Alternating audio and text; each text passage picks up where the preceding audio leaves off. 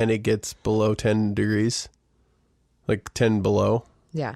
Yeah, you probably freeze some little gas. It's actually the water that's in the gas. Yeah. And then gas itself will freeze, but I think it's going to be like 15 below. It's a sweet-ass adult conversation we're having right now. And don't forget, don't leave your newspaper out there because the werewolves will eat them. You know, I said that to someone the other day. I was like, ooh, when my PTO resets, we should think of some time to get together.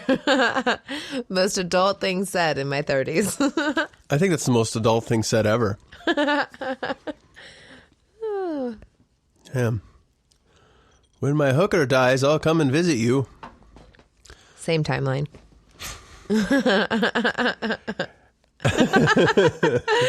I am the new Robert Louis Yates. I'm sorry, I don't know why I'm so inebriated when I said that.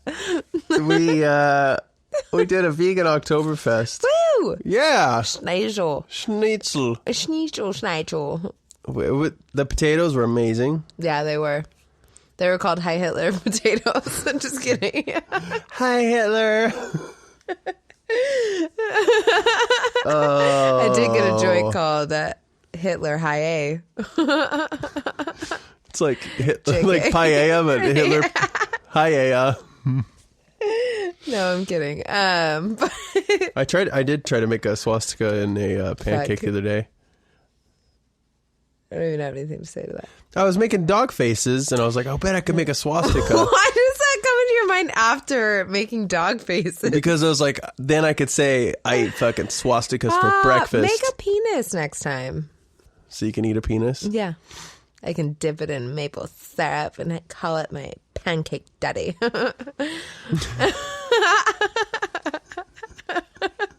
Slather some butter on my pancake daddy. Amanda made these potatoes. They were so delicious. They are. So if anyone wants the recipe, because I feel like a lot of people asked for it. Brown spicy mustard, apple cider vinegar, fresh dill. What's that? Red wine vinegar. Garlic, salt and pepper. It is and so olive good. oil. So good. It's super good. And then when you don't want it to be vegan, you cook it in a stick of butter and you add more salt. It's great. I think it was too good. I think it was too good. Yeah. It's good cold. Yeah. It's good hot. It's good lukewarm. It's good the day after. That and shit's I don't amazing. really like reheated potatoes. It's the carbohydrates are better for you. Are they? Yeah. When they're done? The more a potato cools and heats up, those carbohydrates become easier, not a word. Just it's more easy. Yeah, but there's a certain term I'm looking for that my brain's just too dumb to come up with. It's just better for your body to process and digest the carbohydrate. All right. Becomes more refined. The enzymes in it, and I don't know what the fuck I'm saying. The potatoes were good. And then I made a vegan beer cheese. Zipiaches? So the beer cheese sauce was phenomenal. It's really good. It tastes just like if you were to put like a good beer into like and I mean this in a good way, but like a Velveeta type of cheese. Yeah. I mean, for being vegan, it had the right texture and the flavor. You're like, oh, it's fucking weird. And then your pretzels were amazing. The slug was a hit. Thank you. I know everyone was afraid to eat the slug. I ate the slug. I ripped it open. It's good. I definitely like that recipe. It's super easy. I know. Are you going to make those again for me? Because I want them. Okay. I also want to make a non-vegan cheese sauce for it. I want to make a real cheese sauce. Yeah, there's another recipe I want to try because most bread's vegan anyways. Yeah. But they do have an old German recipe that has butter in the dough. Ooh. So I'm going to try that for our personal tastings. And this is just a quick tidbit for people who don't bake. Pretzels and some bagels are done this way too. They make the dough just like anything else, yeast, water, flour. and then they boil it in lye.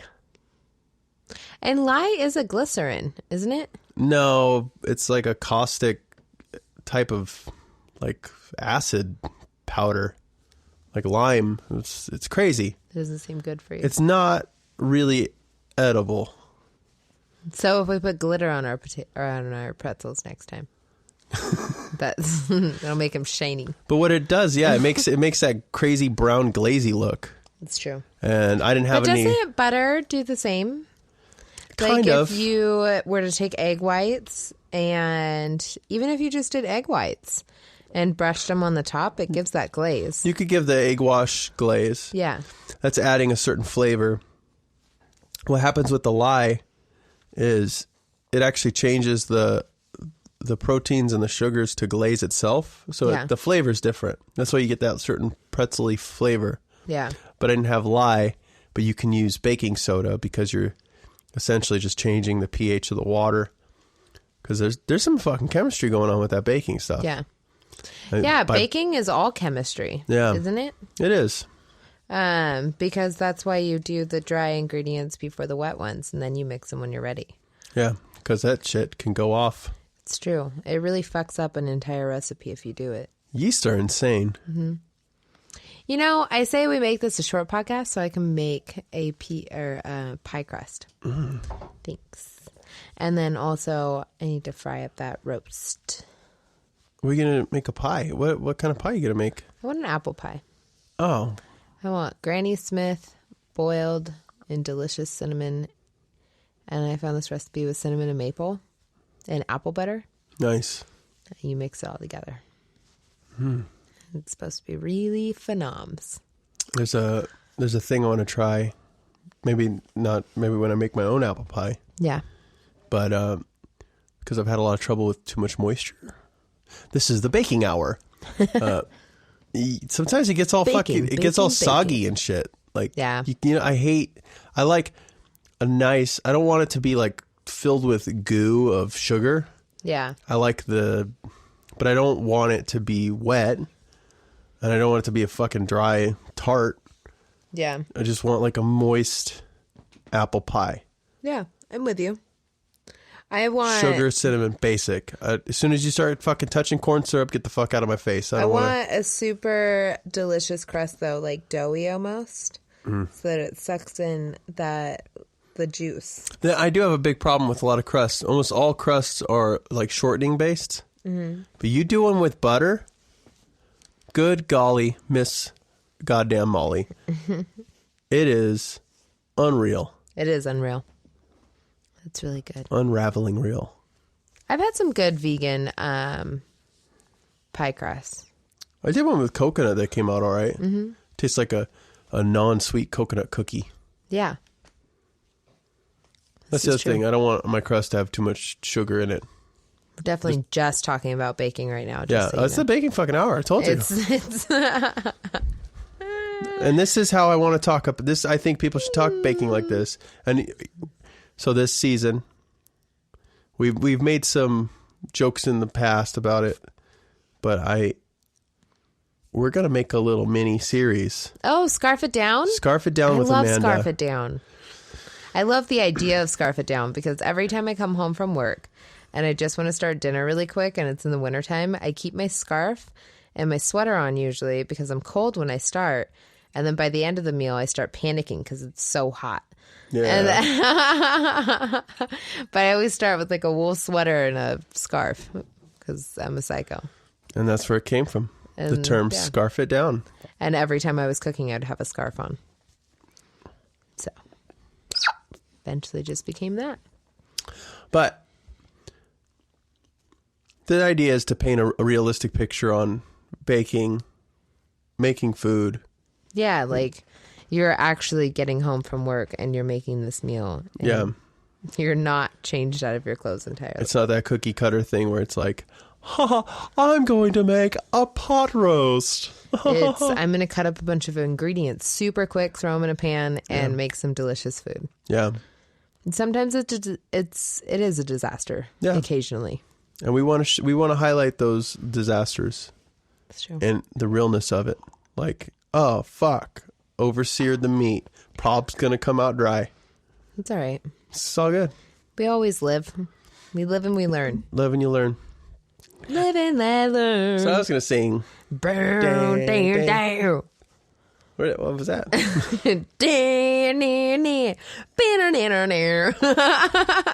That's the metal version, huh? Live and let die. No, live and let learn. Whoa. Live and let live. You know? Oh, wow. Yeah. Yeah. Wow. I'm smart and insightful. That's what the PNE has done to me. I do need to figure out some good lighting and camera. Well, obviously, we're going to shoot this on an iPhone because why not? Should trade in and just get another contract of 5 years with AT&T. You know what? That's another person. Fuck AT&T. Fuck you guys. I hate them. They're so obnoxious. I don't get it. Cell phone companies can shove it right up their fucking pee hole. 2 lines and $250. It's $125 So a line. expensive. I don't understand it. I mean, sometimes it's $240 and I don't understand that either. And I know Fluctuates. I know there's a certain percentage of you screaming right now. You get T-Mobile. I don't want your fucking toy phones and your plastic towers. No, that's the thing. So T-Mobile actually does have some really awesome options. I just don't buy it. No, you get an iPhone. It's the same fucking network. It's all this shit. Verizon is surprisingly one of the cheaper ones. They're second to cheapest. AT&T is a total ripoff. But here's the problem with AT&T is that I'm stuck with them until we pay off our fucking phones. Right, we're in a contract. And that doesn't end until 2021, apparently, according to them. Which, if I do my calculations on a calculator, it should be 2020. But when I get to that bridge, we'll get there. All I'm saying is fuck that. Yeah. Oh, I don't get it. I just don't understand. Like, just fuck off. All right. Yeah. Your phones are expensive. Your service is expensive. There's people that have like Boost Mobile. They're like, oh, they pay me to use it. I'm like, what? How the fuck is that possible? It works everywhere. I don't know. I'm so annoyed People with the fucking whole system. Go to Europe and they're like, it doesn't cost me a damn thing. I can call, text, and download videos all day long. Doesn't cost me anything. I just pay the $13 a month that I normally pay. I'm like, what? How is that possible? It's all fucked. Am I a fucking sucker? No. Do I look like a sucker to you? We hardly ever fight things. No, I know. As soon as something happens to us, like, fuck it. But it's easier for our minds because if we were to attack every single fucking fee that came through this house, we would be so filled with anxiety. Instead, we're just like, fuck it. I've seen it. I've seen people do that. Just fucking leave it. They're like, I don't have the energy to sit on the phone for an hour and a half and argue my way $50 down a bill. Life's too short. I'd rather just pay the $50. I'll let them repossess my truck. Fuck it. I don't want it. I just don't want to deal with it. I'll live on the fucking streets. We'll live off grid. We'll move to the forest. See, I really do want moss shoes. I want little wool moss feet that walk around the forest and I forage for my food. But I also have stuff delivered to me at the same time that I like. I know. I was thinking about. I want both. Thinking about what it would take to be like to have like a subsistent life. Self-sustaining. Yeah, same. Yeah, tomato, potato. To be able to live off grid, like have solar panels, just a small house. It could be like a 1-bedroom cabin, like all that kind of stuff. A well. Yeah. But to get all that stuff established, you have to start with something. You have to have money. Yeah, for sure. I'm so jealous of those fuckers that just inherit like a bunch of land and money. Yeah, but here's the deal. I know. Everyone's got their struggles. I know. We would fuck it up for if sure. we had it handed to us. I'd be like, oh, there's this guy I trust. He's totally cool. He's got a face tattoo, but we're going to turn this into a grow farm.